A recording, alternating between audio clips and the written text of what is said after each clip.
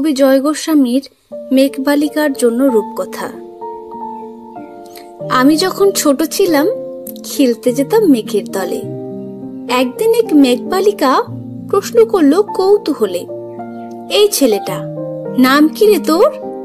আমি বললাম ফোঁস মন্তর। মেঘবালিকা রেগেই আগুন, মিথ্যে কথা, নাম কি এমন হয় কখনো? আমি বললাম নিশ্চয়ই হয়, আগে আমার গল্প শোনো। সে বলল শুনবো না, যা, সেই তো রানী, সেই তো রাজা, সে তো একই ঢাল তলোয়ার, সে তো একই রাজার কুমার পক্ষী রাজে, শুনবো না আর, ওসব বাজে। আমি বললাম তোমার জন্য নতুন করে লিখবো তবে। সে বলল সত্যি লিখবি?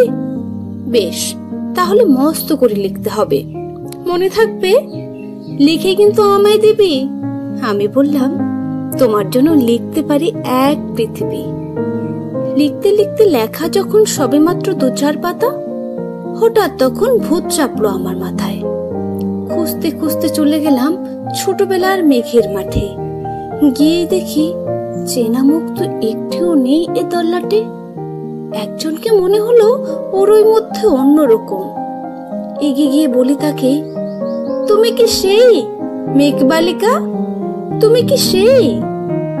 সে বলেছে মনে তো নেই, আমারও সব মনে তো নেই। আমি বললাম তুমি আমায় লেখার কথা বলেছিলে। সে বলল সঙ্গে আছে, ভাসিয়ে দাও গায়ের ছেলে। আর হ্যাঁ শোনো, এখন আমি মেঘ নেই আর, সবাই এখন বৃষ্টি বলে ডাকে আমায়। বলি হঠাৎ এক পশলায় চুল থেকে নখ আমায় পুরো ভিজিয়ে দিয়ে অন্য অন্য বৃষ্টি বাদল সঙ্গে নিয়ে মিলিয়ে গেল খরস্রোতায়, মিলিয়ে গেল দূরে কোথায়, দূরে দূরে। বৃষ্টি বলে ডাকে আমায়, বৃষ্টি বলে ডাকে আমায়। আপন মনে বলতে বলতে আমি কেবল বসে রইলাম ভিজে একসা কাপড় জামায়, গাছের তলায় বসে রইলাম। বৃষ্টি নাকি মেঘের জন্য।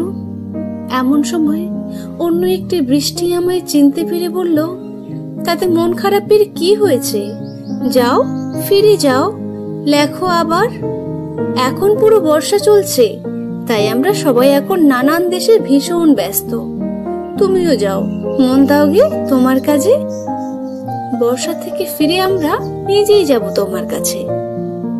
এক পৃথিবী লিখবো বলে আমি, এক পৃথিবী লিখবো বলে ঘর ছেড়ে সেই বেরিয়ে গেলাম, ঘর ছেড়ে সেই ঘর বাঁধলাম।